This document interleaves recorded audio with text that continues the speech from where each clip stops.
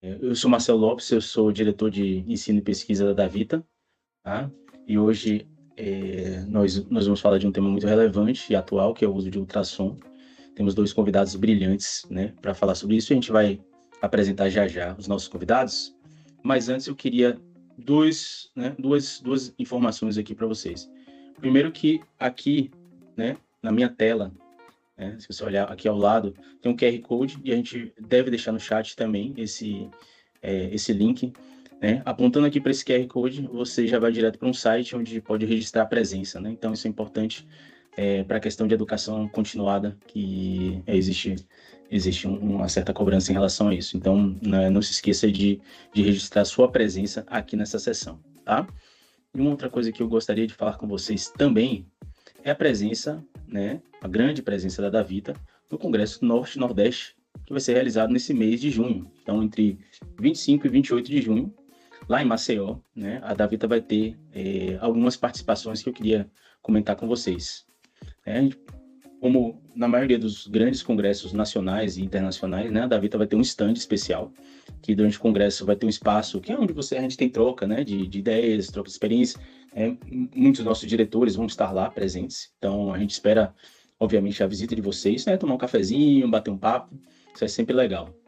E nosso diretor médico nacional, Bruno Zawadzki, que está aqui presente na sessão, e também a diretora de serviços clínicos da aldeia, que é a Evelyn, ela vai conduzir um debate sobre governança clínica. Então, a gente vai ter um simpósio da Vita, um simpósio satélite, né, que vai ser no dia 26 de junho, às 17h30, no Salão Pajuçara, tá joia? Então, durante o Congresso Norte-Nordeste, a gente vai ter esse espaço exclusivo aí da Davita, onde será debatido esse tema de grande relevância, já que a gente tem presença em todo o território nacional e a governança é algo que a gente sempre enfatiza nas nossas ações, tá? Então, é importante a sua presença nesse evento, né, e onde a Davita estiver, né, a gente conta com a presença de vocês no stand e na nossa aula, né, nosso simpósio satélite. Tá joia, pessoal? Então, Bruno, né, nosso diretor médico, Bruno Zawadzki, que está aqui presente com a gente, como sempre, né? Ele que é o idealizador dessa sessão nacional. E dar boas-vindas a você, Bruno, e a todos, né, que estão sempre aqui presentes mensalmente. Por favor, Bruno, Pessoal, fica à boa vontade aqui para noite. falar. Marcelo, Juliana aí, obrigado por ter aceito o convite. Rogério também, já já Marcelo vai dar a palavra aí para vocês. Mas só reforçar essa questão aí do Congresso, né, Norte-Nordeste, que é um congresso bem legal, regional. Eu tive presente aí no ano retrasado, né, que o congresso a cada 2 anos das regionais. E realmente foi um congresso bem legal do ponto de vista científico e bem animado também. E como SBN regional ali Norte Nordeste é muito nossa parceira.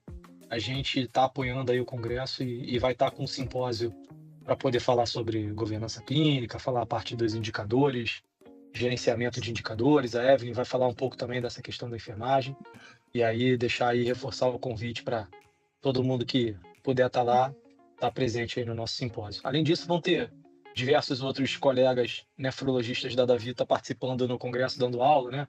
Sei que o Felipe vai estar falando de HDF, e a Fernanda também vai estar falando sobre a parte de onconefrologia. Então, enfim, tem uma série de colegas aí da Vita que vão estar também palestrando lá no congresso. Então, deixa aí, reforça aí o convite para todos.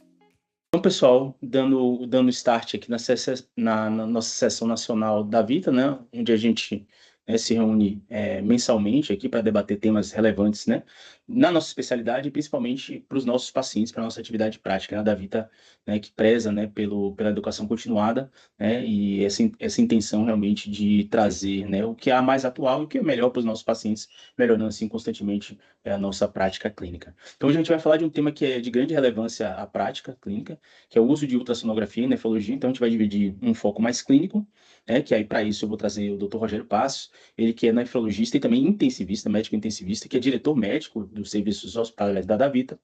Ele tem um MBA em gestão hospitalar com foco em especialização, né? A especialização dele tem foco em qualidade e segurança. Então, ele vai falar mais, né, dessa parte clínica e também de terapia intensiva. E o Dr. Juliano Rodrigo Paiva, ele que é cirurgião vascular, membro da Sociedade Brasileira, né, de Cirurgia Vascular e Angiologia. Ele tem uma especialização em ecocardiografia vascular e também em cirurgia endovascular. Ele atua na Santa Casa de Campo Grande, lá no Mato Grosso do Sul, também no Angiocentro. E também ele é preceptor de cirurgia vascular e já foi coordenador também de cirurgia vascular e endovascular. Então ele vai falar um pouco mais, né, do uso do ultrassom para acesso vascular, certo? Então, logicamente, assim como toda sessão nacional, a gente tem um tempo também para perguntas, né? Eu queria estimular vocês também a fazerem comentários no chat também, para, de repente, provocar um debate, mas a gente vai ter tempo também para essa discussão no final das aulas.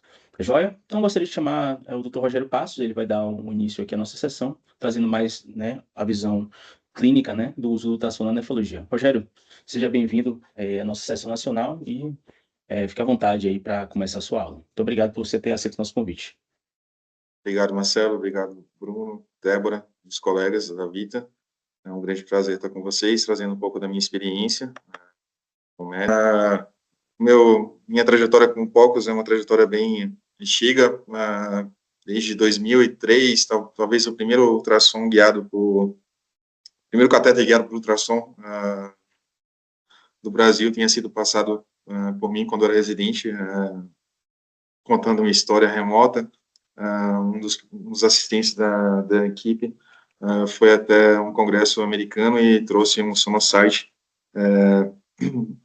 na bagagem e falou assim, preciso que você treine para passar catéteres agora guiados por ultrassom. Isso remonta de 2002, e hoje é um método que está sendo bastante difundido e traz maior segurança e mais efetividade na passagem do catéter para os nefrologistas. Eu sou diretor nacional de serviços hospitalares, trabalho em parceria com grande parte de vocês, espero que vocês aproveitem a aula. Bom, durante a aula eu vou falar sobre esses tópicos, que são os tópicos mais importantes relacionados à utilização do POCUS, na utilização pelos nefrologistas, e eu não poderia deixar de começar dizendo qual é o cenário que a gente enfrenta. A gente sabe que 5 a 15% dos pacientes que estão na UTI, eles precisam de uma terapia dialítica. A maioria desses pacientes tem associação com a maior mortalidade e a morbidade, principalmente nos sobreviventes. O papel da terapia dialítica é realmente restabelecer a homeostase e o controle do balanço hídrico. E, habitualmente, nos pacientes mais críticos, aqueles que nos demandam mais cuidado, é sempre preferível fazer um método contínuo, porque ele dá maior estabilidade hemodinâmica e também permite uma remoção de fluido gradual. Quando você vai para as pesquisas no mundo inteiro, agora, inclusive, está acabando de finalizar uma pesquisa sobre práticas de diálise no mundo, a gente sabe que existe uma heterogeneidade de práticas, seja pela disponibilidade dos métodos, seja pela afeição do nefrologista com o método. Então, nem sempre esses pacientes têm a melhor diálise para o melhor momento. Quando eu falo melhor diálise, é aquela diálise mais apropriada e também que o nefrologista tem mais afeição. Então, essas práticas ficaram muito evidentes no COVID, e nesse subgrupo de pacientes a gente viu que quando a gente tinha diálises bem feitas e bem indicadas, o manejo da disfunção orgânica múltipla e do balanço hídrico foi feito de forma mais efetiva. A gente sabe do impacto do balanço hídrico ou de sobrecarga volêmica nos pacientes dialíticos é importante, ele leva ao aumento da mortalidade, de desaceleração da recuperação renal, e também está associado com disfunção orgânica múltipla. Esse é um ponto importante, assim, quanto mais balanço hídrico, quanto maior a PVC, quanto maior o peso do paciente, seja qualquer definição de fluid overload que você der, o paciente tem um aumento de mortalidade e tem maior disfunção multiorgânica, medida pelo SOFA. E quando a gente trabalha com manejo hídrico, a gente tem duas grandes dificuldades. Primeiro, as taxas de ultrafiltração ótimas precisam ser definidas, e quando o paciente recebe muito volume antes do início da diálise contínua, habitualmente esse paciente tem um desfecho pior. Então, a gente tem que avaliar o momento correto de iniciar a diálise e remover esse fluido, e também tem que dar na ressuscitação a quantidade de líquido que o paciente precisa. E ainda existe um grande problema, quando a gente estabelece a diálise, estabelece aquele 7 de ultrafiltração que a gente quer, muitas vezes o paciente não tem tolerância. Então, hoje, a gente precisa de trajes intervencionais para guiar de forma efetiva e segura a remoção fluida de pacientes durante a diálise.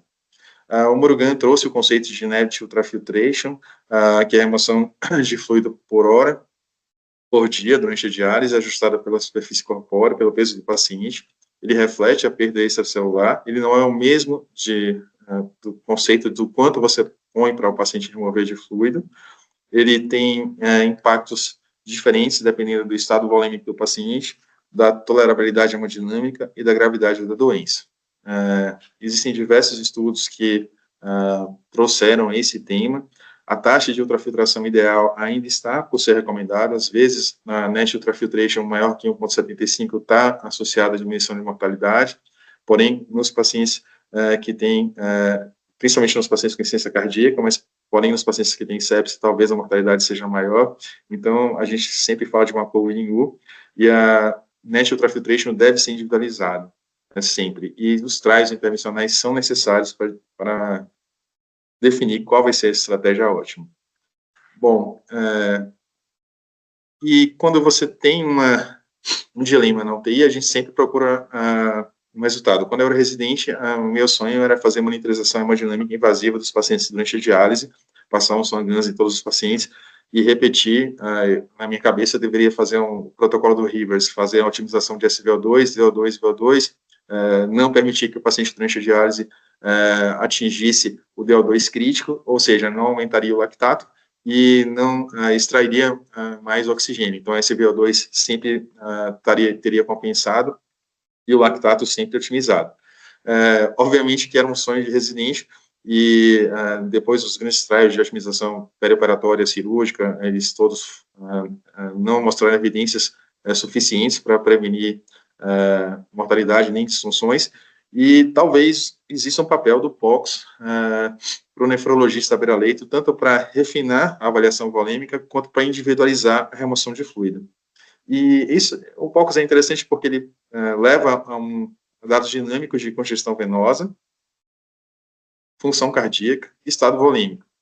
Ou seja, numa mesma ferramenta, você tem uma avaliação de fluido-responsividade, de fluido-tolerância e de dinâmica de fluido-tolerância, dinâmica de fluido-remoção. Então, realmente é uma ferramenta única que deve ser desenvolvida. Na nossa revisão publicada no Frontiers em 2024, no Frontiers Nephrology, a gente tentou explorar todos os protocolos já instituídos para outras patologias e que poderiam ser aplicados em pacientes com diálise contínua.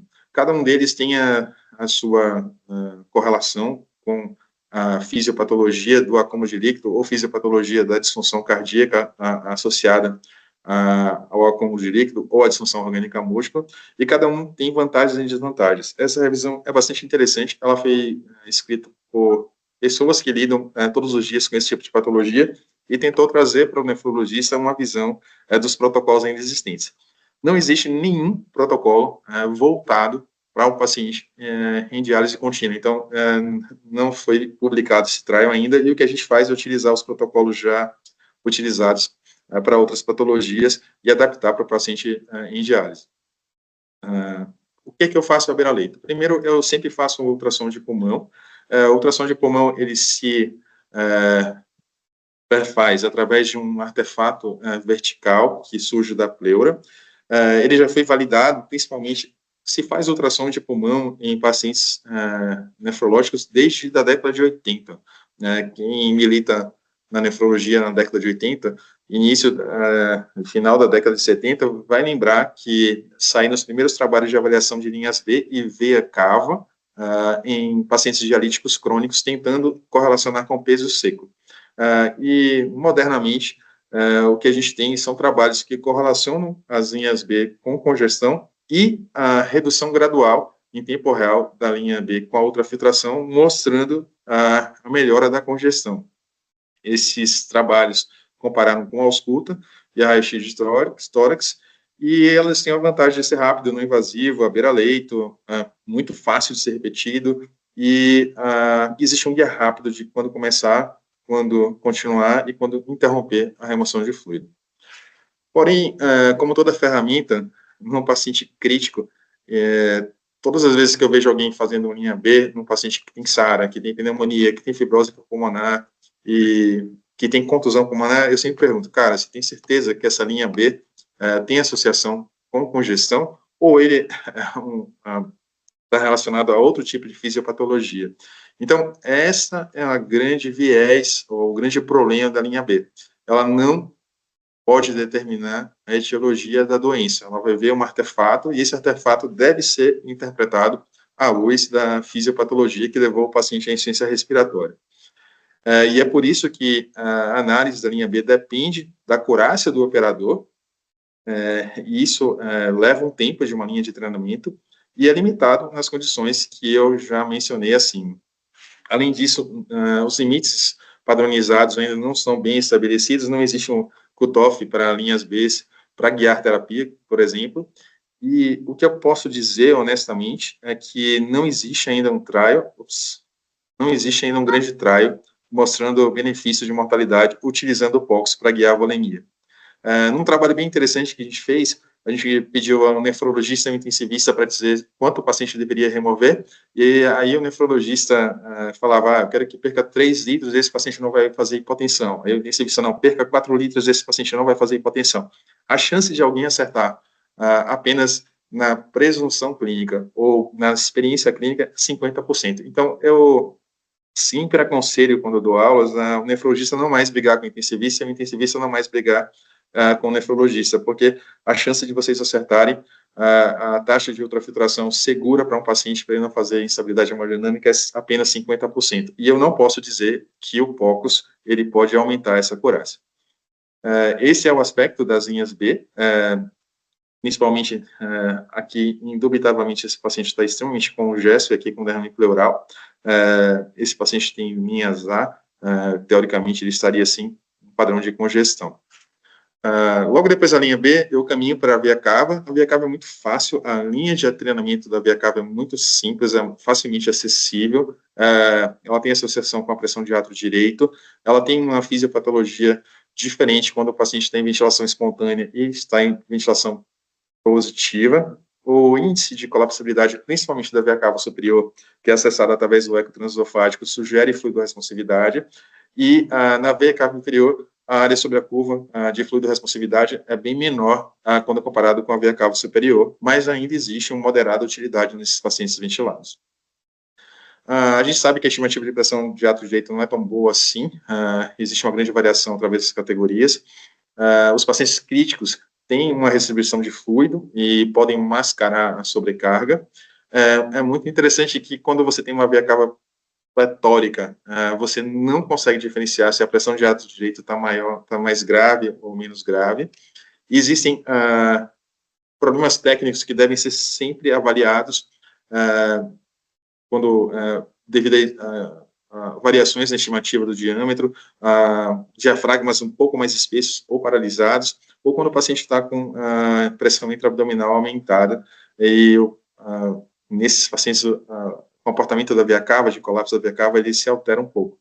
E além disso, naqueles pacientes que têm insuficiência cardíaca grave ou hipertensão pulmonar, a via cava pode estar distendida, mas os pacientes ainda podem fazer hipotensão com a remoção de fluido. Então, teoricamente, ela não seria um guia para parar, ou para continuar, ou para iniciar a remoção de fluido.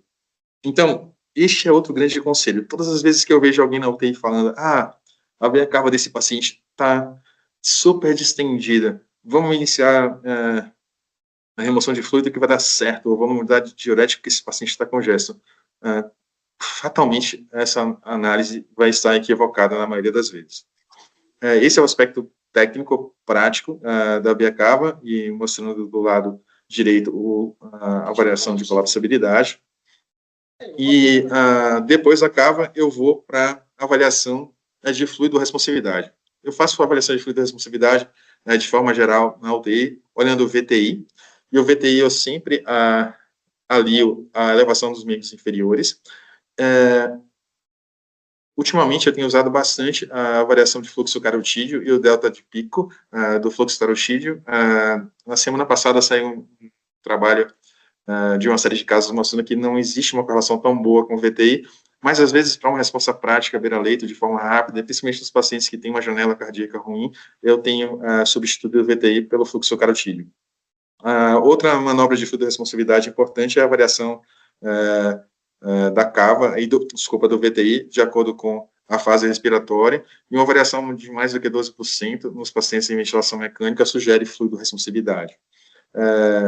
Essa é uma forma prática de entender se os pacientes estão fluido-responsivos, ou seja, qual é a fase da curva de Frank-Starling que eles estão, se estão na posição ascendente ou na posição de platô, e muitas vezes, quando eu vou começar uma diálise e faço um VTI, e ocorre um incremento do VTI, quando eu faço passive leg raising, fatalmente eu começo essa diálise sem remoção de fluido. Eu dou uma sentida primeiro no paciente.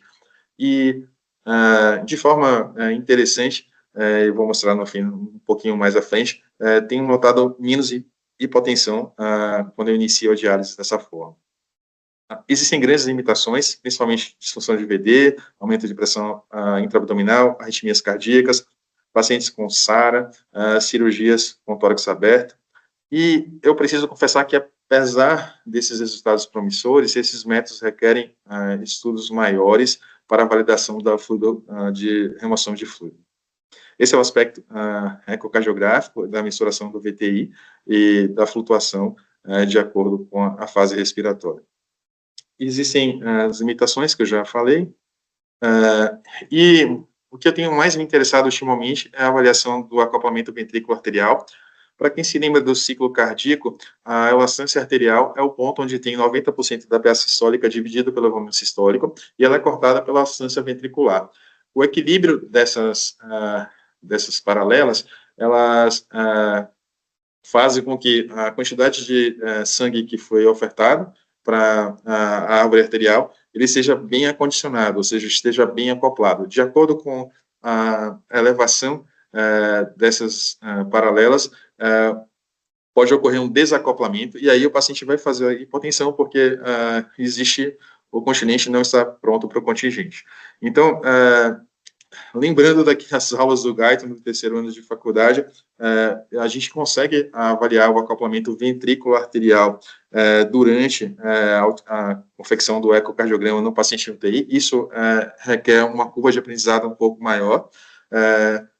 Pode ser feito de forma periférica, se você tiver um monitor de hemodinâmica chamado Acumen, e a beira-leito você pode ter esse dado. Inclusive, é este monitor que dispõe de um dispositivo de predição de hipotensão baseado no machine learning, e na minha concepção, a avaliação do acoplamento ventrículo arterial pela ecocardiografia pode identificar pacientes de alto risco cardiovascular e pode guiar as estratégias de ultrafiltração nesses pacientes mais graves. Após o acoplamento, eu avalio sempre o Vexus. Eu já tinha avaliado a cava, e o Vexus é interessante porque ele avalia vários sítios. Quando eu me interessei por Vexus, eu estava procurando entender perfusão orgânica, e eu não estava querendo entender fluido-responsividade e fluido-tolerância. E talvez o histórico de perfusão orgânica avaliado pelo Vexus foi ruim, porque é muito difícil fazer isso tecnicamente. Mas hoje a gente utiliza o Vexus para avaliar volume. Você avalia sempre a veia cava, a porta e a veia renal. Modernamente está se tentando substituir pela veia femoral. É uma curva de aprendizado muito simples. 50 exames você está pronto para fazer isso. É um estudo de Doppler muito simples de ser feito. E ele começa a avaliação com a veia cava inferior. Na nossa revisão, publicada no Cardiorenal Medicine, a gente levantou alguns aspectos técnicos importantes e considerações metodológicas, e esse trabalho ele foi feito baseado na nossa experiência de casos, e a gente entendeu que, por exemplo, pacientes que tinham cirrose e lesão renal aguda podem ter interpretações de Doppler bem interessantes e diferentes, porque o índice de resistividade renal em alguns pacientes com lesão renal aguda está muito alterado, e isso pode realmente fazer com que os padrões de Doppler sejam um pouco diferentes. A outra coisa interessante que a gente percebeu foi que existia uma variabilidade do Vexus entre as populações de UTI, pacientes queimados, pacientes que tinham disfunção hepática, pacientes que tinham insuficiência cardíaca. Então, talvez esses parâmetros iguais do Vexus para todas as populações não seja tão simples assim, não seja tão fácil assim de ser interpretado. A outra coisa é que otimizar o manejo de fluido baseado no Vexus é uma coisa interessante, porque existem vasos de capacitância e existem líquidos que são estressados e não estressados, ou seja, que fazem parte da pressão média sistêmica e não fazem parte da pressão média sistêmica. E então é muito difícil saber o quão o paciente tem de reserva e o quão o paciente não tem de reserva, e a otimização de fluido baseado no Vexus ainda é um caminho. Então, a padronização das técnicas e pesquisas do Vexus em diferentes contextos de fisiopatologia renal hepática ainda carecem de ser feitas. Além disso, existe uma grande concentração de publicações do Vexus na mão de alguns grupos e talvez colaborações multicêntricas, onde existe uma variabilidade de expertise e treinamento, devem ocorrer para que esses resultados sejam mais confiáveis. Vocês veem que os estudos de avaliação são unicêntricos e com poucas populações, e o que eu posso dizer, honestamente, é que o uso do Vexus para guiar estratégias de descongestão seguras e individualizadas, reconhecendo tanto a necessidade de fluido quanto a subressuscitação, ainda carecem de validação. Esse é o aspecto do Vexus, é muito simples realmente ser feito, você avalia a veia cava, a veia hepática, a veia porta e vê o padrão de Doppler delas, não é tão difícil.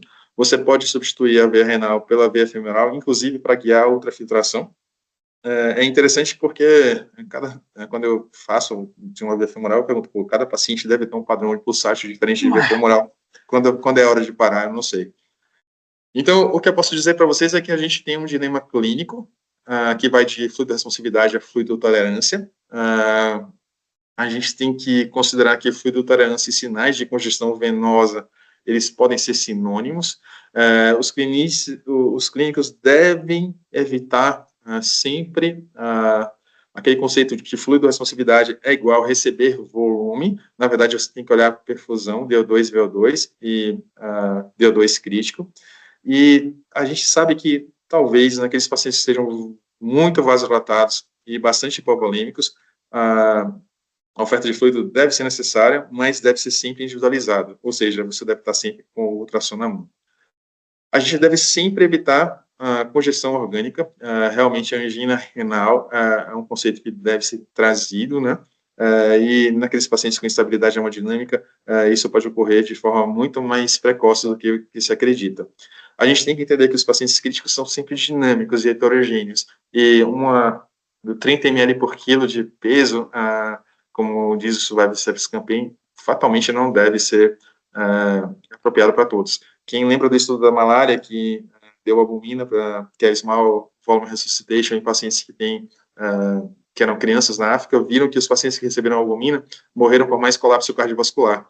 Ou seja, eles enterraram a albumina baseado nesse estudo. Então, de fato, um tamanho não serve para todos, um cobertor não é igual para todos.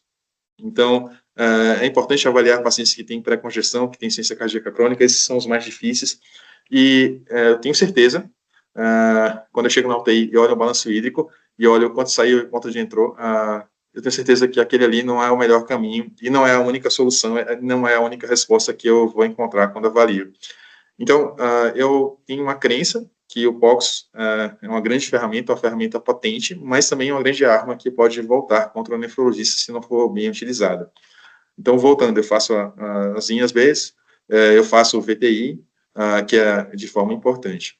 E o meu grande trabalho, que foi bastante citado e bastante comentado na literatura do tema, foi um trabalho que envolveu uma série de casos, foram 200 e poucos pacientes, onde eu aliei 2 parâmetros do POX. Eu aliei a colapsabilidade da cava e as linhas B, e criei nesse trabalho, criamos, né, que foi um grupo de médicos, mas eu era o médico líder desse trabalho,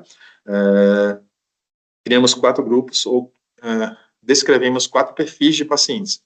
Então, se você está na sua UTI e você faz uma cava que está colapsando no paciente, está francamente colapsando, e o paciente não tem linha B, ele tem um padrão só de linha A, ok, pode iniciar a diálise desse paciente, mas se você iniciar com a ultrafiltração agressiva, esse paciente com certeza vai fazer hipotensão. No meu grupo de pacientes, 78% dos pacientes fizeram hipotensão. Eles foram totalmente intolerantes à remoção de fluido. Naquele paciente que tenha uma veia cava distendida e tinha linhas B, esses pacientes conseguiram remover volume com muito mais segurança. Então, a gente conseguiu descrever um perfil onde, pelo menos, você faz uma triagem da sua estratégia inicial. Então, com esse trabalho eu quis dizer que, você vai estar 100% certo? Não. Você vai estar lá no área sobre a curva de 100%? Não é isso. O que eu estou querendo dizer é que, talvez, nessa triagem, você consiga estratificar a segurança que você vai ter de tirar volume. Alinhando isso, hoje a gente pode trabalhar com padrões de Doppler, né, que é o Vexus. A gente pode avaliar também a veia cava, as linhas B e fluido responsividade. Então, para fazer uma avaliação completa, eu sempre faço uma avaliação de passive layer grazing, e quando eu estou na UTI, no paciente crítico, eu posso fazer a pressão de oclusão da válvula respiratória, por exemplo, que é uma coisa muito simples de ser feita, e é melhor do que o passive layer grazing, porque às vezes os pacientes estão bem inchados, bem demasiados, ou eu posso avaliar o VVS, o delta PP, e muitas vezes você não tem o tempo de fazer um VTI e a janela não é tão rápida, eu faço a variação de fluxo carotídeo, por exemplo. Mas eu tento sempre aliar parâmetros de congestão venosa com parâmetros de sobrecarga de volume e com fluido responsividade, aliando os 3 pontos de avaliação. Eu acho que vocês se lembram que no Intensive Care acabou de sair o Go Neutral, que foi um trabalho que foi guiado por monitorização hemodinâmica e perfusão tecidual, mas faltou exatamente isso aqui, que é a variação radiofásica ou a variação volume de inspiratória e expiratória de fluido responsividade e a congestão venosa e a variação dinâmica de congestão venosa. Então, talvez o Go Neutral ele falhou em não trazer essa parcela de pacientes. Nesse outro trabalho que eu, o Bruno e a Fernanda, que estão aqui, fizemos e encaminhamos para o Journal Thoracic Disease, a gente questionou a existência do Rose. Eu pergunto a vocês que trabalham no dia a dia de nefrologia, quem de vocês pegou o paciente nessa fase? E essa fase existe quantas vezes na UTI no mesmo paciente? Então, no meu entendimento, a gente deve fazer um acrônimo chamado Fluid Care. Então, eu tive a audácia de contradizer o Manual Brain no Rose, e aí criamos o acrônimo Fluid Care, onde você faz uma avaliação básica do paciente, utilizando o ultrassom e o POX como guia. A gente sabe dessas limitações, e eu proponho realmente a utilização do acoplamento ventrículo arterial como uma dinâmica que se acrescenta à avaliação de fluido responsividade, e a partir da variação do acoplamento ventrículo arterial, eu posso utilizar vasopressor, inotópico, inodilatador, o oxonípico, por exemplo, e um vasodilatador ou beta-bloqueador para acoplar o doente, e só após o acoplamento do doente eu posso remover fluido. Esses estudos ainda não foram validados em grandes populações, mas descrevemos isso no Frontiers de novo em 2024. E as mensagens que eu queria levar para casa para vocês é que, tanto no polo de sobrecarga volêmica quanto de ultrafiltração excessiva, a gente está em dano, a gente pode causar mal para o paciente. Nunca uma estratégia única é igual para todos os doentes, então cada doente tem eu mostrei para vocês alterações fenotípicas que levam a diferentes taxas de hipotensão, então nunca uma estratégia única vai ser igual para todos. O POCUS é interessante porque oferece uma visão dinâmica e uma avaliação individualizada, ou seja, uma avaliação para aquele paciente e que pode ser repetida várias vezes. E o que eu não posso dizer para vocês é que isso interfere em desfecho, interfere em resultado. É muito bonito fazer um POCUS beira-leito, é muito legal avaliar um paciente através do POCUS, mas eu não tenho estudos ainda para provar. Lembrar sempre que o Doppler venoso pode esconder hipertensão venosa, lembre sempre de fazer o VTI dos seus pacientes. E, para finalizar, o que eu tenho para dizer é que o manejo de fluido através do POX é promissor, mas ele ainda não está demonstrado em grandes trials e por isso mesmo é subutilizado. Obrigado, Marcelo. Obrigado a todos pela atenção. Obrigado, Rogério. Por essa excelente aula, não só você trouxe aqui, né, o conhecimento do ultrassom baseado no que a gente, né, o que a gente faz na prática, como você trouxe também muitos trabalhos que você publicou e assim, isso enriquece bastante assim o nosso conhecimento. Também deixou algumas perguntas, né, Rogério, que você com certeza vai procurar responder, né? Você que é um grande pesquisador do tema, né? Então, eu acho que ainda, como você falou, né, a gente tem que caminhar com esse conhecimento, tá joia? Então, agradeço aí por você ter falado dessa primeira parte clínica da aula. Então, agora a gente vai partir para a parte cirúrgica, né, chamando o Juliano, que é cirurgião vascular lá em Campo Grande, e vai falar sobre o uso de ultrassom para acesso vascular. Juliano, por favor. E, obviamente, agradecendo por você ter aceito o nosso convite e dando as boas-vindas para você na nossa sessão nacional da Vita. Juliano, agora o microfone está contigo. Olá. Olá, Marcelo, tudo bem? Agora Está me sim. ouvindo? Agora sim, ouço bem. Me dá a ponteira só um pouquinho para a gente começar. Primeiro, queria agradecer, Marcelo, pelo convite. Um tema que para mim é muito interessante, que a gente começou na ecografia vascular há mais de 20 anos, mas especificamente no Doppler vascular para fístula arteriovenosa, a gente foi introduzido para atender a demanda de uma colega, qual que conheço ela e trabalho com ela há muitos anos, e ela é responsável pelo serviço de acesso no hospital que eu trabalho, que é Santa Casa de Campo Grande, e também a da Vita Campo Grande. E atendendo essa necessidade dela de a gente ter um Doppler alinhado à necessidade de identificação das alterações e disfunções do acesso, tá? Vamos começar, não tem conflito de interesse. Apresentação profissional. Eu gosto de começar falando sobre o Doppler vascular, principalmente falando da evolução do hominídeo, desde o seu ancestral mais antigo, o Australopithecus, até nós, o Homo sapiens, e a evolução da microcirculação. Isso daqui é um gancho para a gente falar que quando a gente confecciona uma fístula, a gente faz uma ligação direta de uma artéria para uma veia, tá? E a gente tem um sistema que ele evoluiu com uma modulação precisa de fluxo, de controle, né, de fluxo, de pressão e troca metabólica. Na confecção dessa fístula, a gente retira todo esse amortecedor circulatório, fazendo com que a gente submeta ao paciente a um regime de hiperfluxo venoso crônico e um remodelamento vascular, que é o que nos interessa, né? Um aumento da espessura do vaso e o aumento do diâmetro, para poder realizar justamente a hemodiálise. Dessa forma, a gente vai ter também uma redistribuição do fluxo naquela extremidade, redistribuição arterial, podendo levar o paciente à isquemia, bem como uma sobrecarga cardíaca. Isso tudo para dizer que, do ponto de vista evolucional, o ser humano ele não está preparado para lidar com essas alterações, fazendo com que aumente o nosso compromisso em fazer a monitorização desse paciente e também tratar as disfunções que a fístula vai causar. Bem, por que é o Doppler, né? Ele é um método não invasivo, ele não tem contraste, ele consegue avaliar o sistema arterial e o sistema venoso, tanto do ponto de vista anatômico como hemodinâmico, bem como custo-benefício, tá? Em relação à angiotomografia, a angiorressonância, ele tem um custo muito menor, tá? E o objetivo aqui é sempre reduzir as falhas primárias e otimizar a patência do acesso. As indicações, eles vão desde o mapeamento para a confecção do acesso, segmento do paciente e o tratamento das complicações da disfunção. O que a gente tem que colocar aqui também é a limitação do Doppler, tá? Ele é operador dependente, isso é muito significativo também.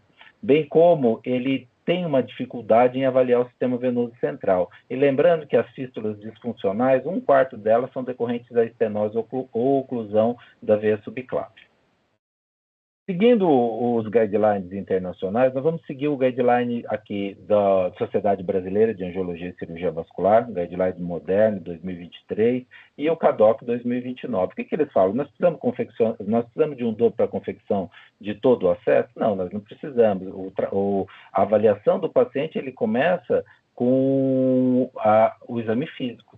No exame físico inconclusivo, aí sim a gente vai precisar do Doppler, tá? Mas existem pacientes, existem grupos específicos que já necessitam de Doppler na avaliação pré-operatória, que são pacientes com idade avançada, no caso maior que 70 anos, pacientes obesos, do sexo feminino e múltiplos catéteres. Esses pacientes, eles têm uma taxa de falência maior e já é indicado inicialmente a realização do Doppler. Aqui, a ideia não é aumentar o custo no atendimento do paciente, e nem atrasar o procedimento cirúrgico. É justamente a gente conseguir oferecer o tratamento mais adequado para ter uma melhor eficiência da equipe cirúrgica, tá? A gente começa justificando o uso do Doppler com o trabalho do Robbins, de 2000, um trabalho muito antigo, 25 anos esse trabalho. Esse trabalho, ele é um prospectivo em que ele avalia o paciente através do exame físico, e depois todos esses pacientes são submetidos ao Doppler. E os resultados que ele encontra são esses daqui. Em 31% dos pacientes, houve uma mudança do planejamento cirúrgico após a realização do Doppler.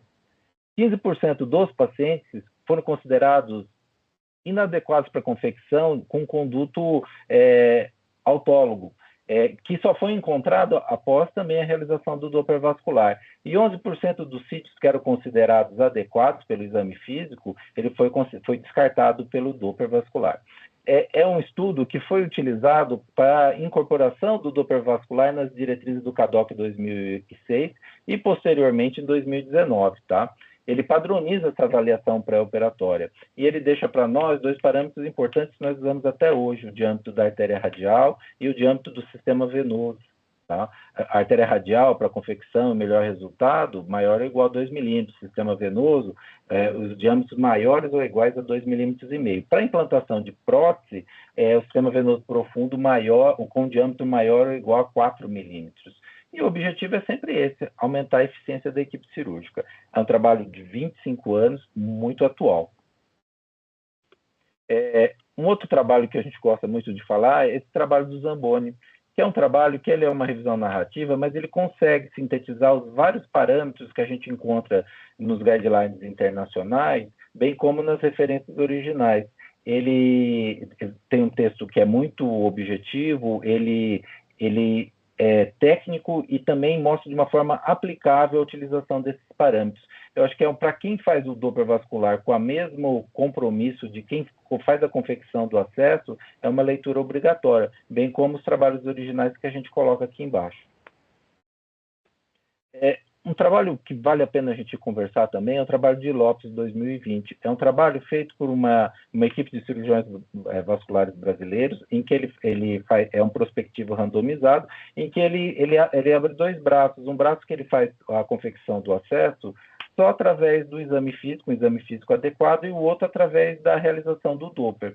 O que chama a atenção nesse trabalho é que a taxa global de falha foi 23%, muito adequado, mas a falha ocorreu em 66% no grupo que não utilizou o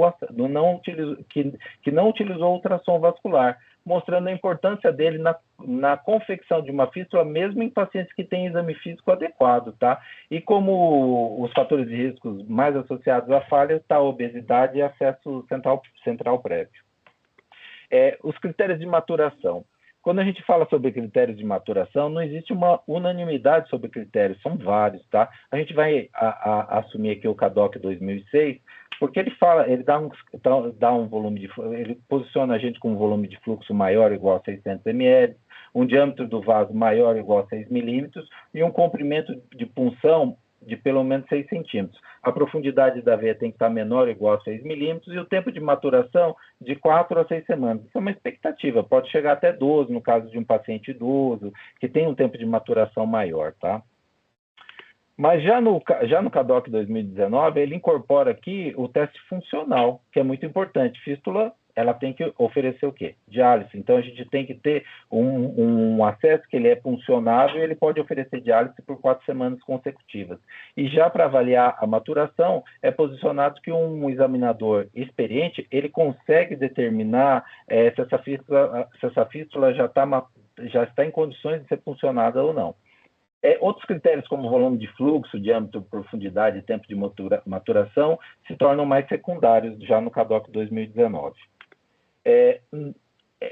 Essas alterações, em 2019, já vêm sendo apresentadas desde 2003 pelo trabalho do Raines, que ele mostra que o valor preditivo positivo de um examinador experiente é em torno de 80%, e a mediana da necessidade da avaliação do acesso, ele muda muito de país para país. Esse aqui é um estudo de corte, multicêntrico, com um número bem grande de pacientes, e ele mostra que o tempo de maturação, o que é muito significativo, são punções com menos ou de 14 para menos dias após ser confeccionados.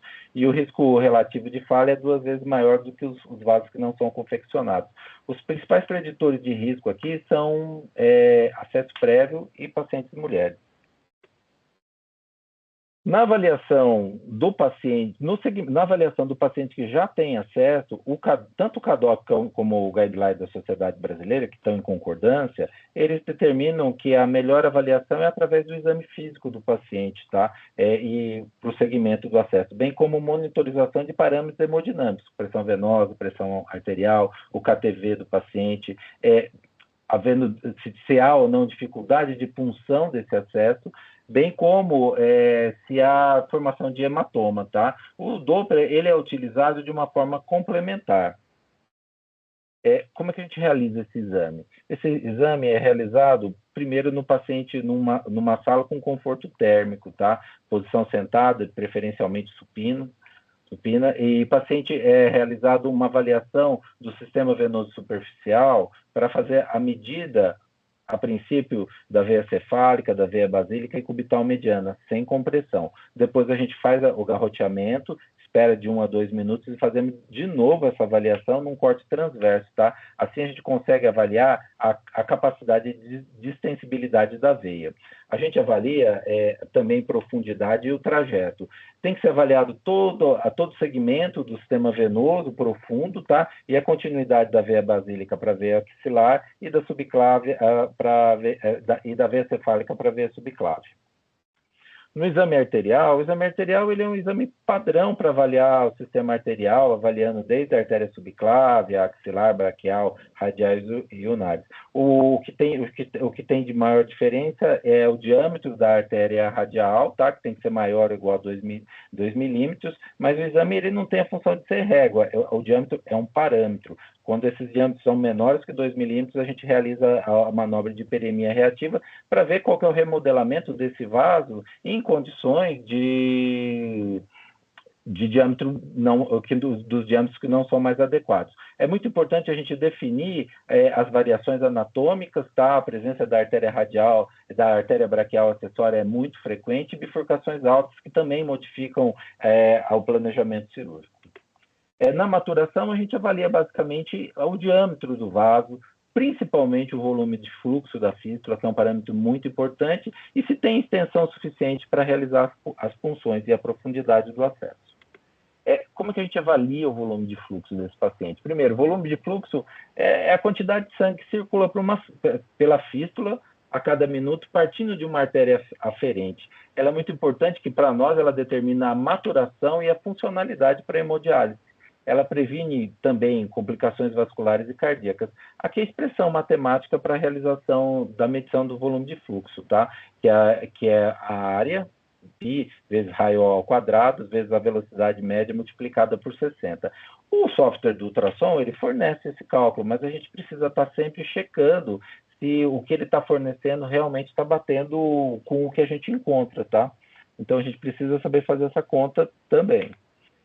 Como é que a gente faz? Como é que a gente faz as medidas? A medida do diâmetro é num corte transverso em módulo B, que é o módulo cinza, tá?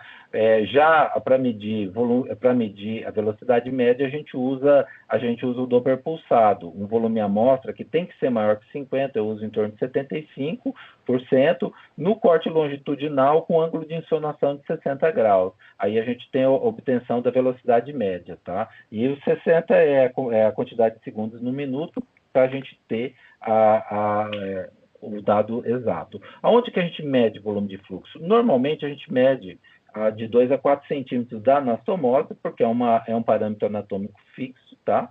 E a gente pode utilizar isso para avaliar posteriormente, em outras ocasiões posteriores. Também de rotina, a gente mede no sistema venoso, mas ele é mais compressível, ele pode dar mais dificuldade de mensuração.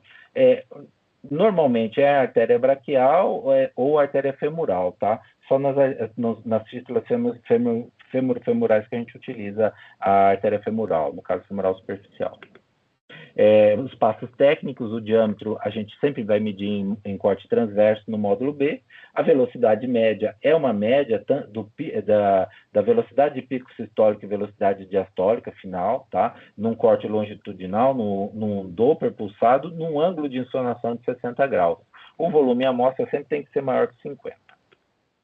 De novo, a gente apresentando a expressão matemática aqui. E quando que a gente avalia o volume de fluxo desse paciente? O melhor momento de avaliar o volume de fluxo do paciente é de 24 a 48 horas após a última sessão de hemodiálise, o paciente repouso e bem hidratado. Porque em condições de hipovolemia ou hipotensão intradialítica, nós vamos ter uma redução desse volume de fluxo. Condições de vasoconstrição induzidas pelo frio ou estado emocional ou compressão externa também alteram o volume de fluxo, fora o erro técnico. Os fatores que aumentam o volume de fluxo. Normalmente é uma medição em segmento aneurismático, tá? E raramente é aumento do diâmetro vascular ou aumento da pressão arterial sistólica. Aqui um exemplo prático para a gente poder medir o volume de fluxo do paciente, tirando como referência uma artéria braquial que tem 6 milímetros. Muitos aparelhos apresentam esse diâmetro em milímetros e a gente tem que converter eles para centímetros, a velocidade média, no caso aqui, 30 centímetros por segundo. Então, a gente nós precisamos obter o raio, 0,3 centímetros, nós vamos elevar ao quadrado e multiplicar por π, nós vamos ter 0,28, nós multiplicamos pela velocidade média vezes 70, e aqui nós temos a obtenção do volume de fluxo. Pois bem, quais são os parâmetros clínicos que a gente utiliza para avaliar esse volume de fluxo? Essa faixa de 600 a 1.200 mililitros por minuto é o considerado adequado. De 500 a 600 a gente vai considerar o mínimo aceitável, tá? E abaixo de 500 já é uma fístula disfuncional, tá? De 1.200, a partir de 1.200 a gente já considera alto fluxo e 1.800, 2.000 hiperfluxo, tá? Aí já nos casos dos pacientes assintomáticos aqui, elas têm que ser feitas uma redução desse volume de fluxo. Quais as complicações dos valores extremos? No baixo fluxo, abaixo de 500, nós temos normalmente uma diálise ineficaz e um maior risco de trombose da fístula. Quando o volume de fluxo cai maior ou igual a 25% da média desse paciente, isso é um preditor precoce de falência, tá? Volumes de fluxo abaixo de 300 mililitros por minuto é falência iminente. Nos altos volumes de fluxo, nós temos os riscos maiores de insuficiência cardíaca de alto débito e síndrome do roubo arterial, além de uma associação maior com formação de pseudoaneurismas e hipertensão venosa. Aqui alguns casos para a gente ver na prática como é que a gente faz para medir o volume de fluxo. Aqui a gente está no módulo B, que a gente vai medir o diâmetro do vaso num corte transverso, tá? Já no Doppler espectral, a gente utiliza um volume amostra maior que 50% do vaso, lembrando que o fluxo arterial ele é uma parábola em que as velocidades maiores estão no centro e, por contato com a periferia, nós vamos ter uma velocidade menor. Então, a gente tem que abranger todas essas velocidades. A gente obtém num ângulo de insonação de 60 graus, no caso aqui na artéria braquial, e a velocidade média obtida em 3 ciclos cardíacos, tá? Nós vamos ter aqui, então, um volume de fluxo de 2.284 ml por minuto. Então, é um hiperfluxo. Quando a gente faz esse exame do lado venoso da fístula, a gente obtém também 1.728. É uma fístula de alto fluxo, mas qual que é a causa? Aqui a paciente não apresenta nenhuma alteração. O que ela vai apresentar mesmo é uma alteração no diâmetro da anastomose que está gerando todo esse hiperfluxo da fístula, tá? Um outro caso, para a gente também medir volume de fluxo, a gente mede o diâmetro da artéria em corte transverso, a velocidade média no Doppler espectral, tá? 3 ciclos cardíacos para a gente obter a média, e a gente obtém aqui um volume de fluxo inicial de 1.472 ml por minuto. É um hiperfluxo também, tá? Mas quando a gente faz a avaliação no sistema venoso, a gente já avalia uma queda significativa do volume de fluxo do paciente, e investigando próximo no local de punção, a gente identifica uma estenose significativa. Então, aqui a gente tem um hiperfluxo compensatório à estenose. No caso aqui, é o tratamento dessa estenose para normalizar esse volume de fluxo. Nesse último caso aqui, nós vamos ter a avaliação do diâmetro também em corte transverso, tá? Essa aqui é a avaliação do volume de fluxo na fístula na artéria. A gente vê que o volume de fluxo é 427. É um paciente que está há 8 semanas com uma fístula e fremitando muito pouco. Quando a gente faz a investigação do lado venoso, a gente vê que o volume de fluxo ainda é menor, 356 ml por minuto. Na investigação, a gente vê uma turbulência de fluxo na anastomose, tá? Que apresenta com um índice de velocidade maior que 3, a causa dessa fístula que não está conseguindo maturar, tá? É realmente uma estenose de anastomose, paciente que precisa ser submetido a uma angioplastia. Pois bem, a gente conclui aqui que o ultrassom na fístula, ela não é um recurso opcional, ela é uma ferramenta decisiva, porque ela corrige equívocos do exame físico, ela altera a estratégia cirúrgica, ela aumenta significativamente a chance de maturação funcional e o seu uso reduz falhas técnicas, ela evita a exploração infrutífera e ela deve ser incorporada como um padrão assistencial. Ela não é um luxo, ela é uma ferramenta decisiva para o sucesso cirúrgico e segurança do paciente, tá? Assim a gente encerra a nossa apresentação. Agradeço aí toda essa informação que você trouxe para a gente. Eu acho que essa mensagem final, né, eu acho que vai bem, complementa, né, e na verdade alinha bem com o que o Rogério tinha falado anteriormente. Eu acho que o ultrassom, acho que caminha para realmente ser uma ferramenta talvez indispensável mesmo para a nossa prática clínica. Você falando especificamente do acesso vascular, realmente uma avaliação para ser bem feita precisa incluir essa ferramenta, então a gente tem que, né, ter esse recurso como parte, né, da nossa rotina mesmo, né, da diálise, e também para pacientes que estão na UTI também, como, né, a Rogério abordou na aula dele.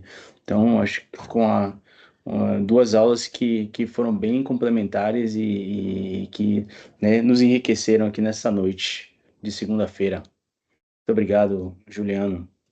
Rogério, uma pergunta que eu tenho para ti. Eu acho que você falou bem da parte, né, do uso do ultrassom mais no paciente de terapia intensiva, né? Eu acho que deu uma boa luz em relação a isso. Você consegue imaginar um cenário onde o ultrassom também seria útil para o paciente que está fazendo hemodiálise crônica? É um cenário assim que você acha viável a gente também, se tiver a possibilidade de ter esse aparelho, né, disponível, nos ajuda também? Se eu fosse fazer hoje um estudo em paciente renal crônico, em hemodiálise, né, eu faria fatalmente com um acoplamento ventrículo arterial. Eu tenho certeza que naquele paciente que faz aquelas hipotensões no final da remoção de volume e que você não explica bem, ele fica hipertenso, depois fica hipotenso, são alterações bem interessantes, então eu sempre, se eu fosse fazer um estudo hoje, eu avaliaria acoplamento antes de iniciar a diálise e durante a remoção de fluido, e tentaria correlacionar tanto com o fenômeno de hipertensão, que eu acho que também refere-se a desacoplamento, quanto à hipotensão. Com relação ao uso das linhas B, elas já foram estudadas na década de 80, a veia cava também, na década de 80, e assim, o Vexo por limitação do Vexo, né, em pequeno, atrófico, então não dá para ser feito, mas a veia femoral tem sido um ponto importante de triagem, então às vezes quando o paciente chega ali com bastante overload de fluido, habitualmente esse paciente acaba tendo uma veia femoral muito fácil de fazer e puramente acessível. Só que, sinceramente, esses são os pacientes mais fáceis de você tomar a decisão de remover fluido, né? Então, a utilidade prática beira-leito, eu acho que diminui um pouco. Então, eu acho que o espaço hoje é de acoplamento ventricular arterial. Quando isso for automatizado e por inteligência artificial for fácil de fazer, acho que vai ser uma ferramenta potente para monitorar os pacientes durante a diálise. Excelente, Rogério. Eu vi Luiz com a mão levantada. Luiz, fica à vontade aqui para fazer perguntas aos nossos convidados. Boa noite a todos. Não, era justamente isso que eu ia perguntar para o Rogério. Dada a dificuldade técnica que a gente tem ali no dia a dia de muitos pacientes e tudo, como é que a gente conseguiria fazer essa análise prática assim, do acoplamento, né? E se a gente teria realmente esse espaço para a inteligência artificial, mas ele acabou comentando isso. O Luiz é um dos grandes caras que fazem focos aí no Brasil e tem feito um excelente trabalho. Parabenizo o trabalho dele e o interesse também no tema. E também não só isso, difundindo isso entre os nefrologistas e levando isso de forma regional, isso é muito importante, né? Então, parabéns ao seu trabalho, Luiz. Isso é verdade. Eu ia perguntar para o Juliano, também, agora, do ponto de vista prático, assim, também, claro que o ultrassom Doppler é super importante, mas que às vezes a gente esquece da análise, assim, semiológica mesmo, de ver, ouvir, sentir, né? Às vezes a gente tem aquela situação que a gente, muitas vezes acontece isso, de evitarem, por exemplo, monitorizarem as pressões arteriais durante as sessões de hemodiálise e tudo, né? É claro que o ultrassom sempre vai dar o diagnóstico final, mas o diagnóstico clínico, normalmente a gente consegue ver ele a beira-leito mesmo, né? Durante as sessões de hemodiálise, né? Então, é só para corroborar que justamente isso, a clínica sempre, de uma certa maneira, acaba ajudando a gente também, mas o ultrassom é com certeza fundamental. Com certeza. A gente o exame físico tanto o exame físico do leito vascular para esse paciente traz um benefício muito grande, e o Doppler ele tem que contar essa história, né? A gente tem que conseguir encontrar no exame essas alterações, tá? A grande vantagem é justamente que com o uso com maior rotina de um exame que se faz pouco, você consegue identificar de forma mais precoce essas alterações. A ideia é não deixar a fístula evoluir para o limite para a oclusão, tá? Antes, quando eu só fazia, nós lá no século passado, quando a gente fazia acesso sem a opção do ultrassom vascular, a impressão que se tinha é que a fístula ocluía muito, dava muito problema. E, na verdade, a oclusão é a manifestação já tardia de uma alteração, de uma disfunção. Então, assim, o ultrassom, ele conta, ele mostra para nós essa disfunção muito antes de ser percebida. O volume de fluxo, ele já para a fístula que foi confeccionada, de grande valor. Se você tem a média do que aquele paciente te apresentou, e ele apresenta apresenta uma redução que não é justificada, ele tem uma alteração ali, tá? Já é uma fístula disfuncional e está oculta. E a gente identificar de forma precoce é tratar de forma minimamente invasiva e poder preservar esse acesso que é tão importante, tá? Na confecção da fístula, já a gente tem um paciente com acesso prévio. Em vários guidelines, todos os principais preditores de falha precoce são acessos prévios, falhas de acesso. Nesses pacientes bem escolhido, ele ajuda muito ao cirurgião fazer o planejamento. A dificuldade maior é que é um exame operador dependente e muitas vezes o que está escrito no laudo não é encontrado pelo cirurgião que vai operar o paciente. Então, a gente tem que ter uma boa interação da ecografia com o encontrado no intraoperatório, tá? Para a gente poder ser uma ferramenta de ajuda, tá? Não mais um elemento para atrasar o procedimento. Uma coisa que eu tenho curiosidade, Juliano, para punção, né? Eu sei que não é uma realidade brasileira, mas o que a literatura diz em relação ao uso rotineiro, assim, de ultrassom para punção, mais especificamente em relação a estenoses e preservação de fístula, né? Tem boa associação com desfechos? Tem sim, tá?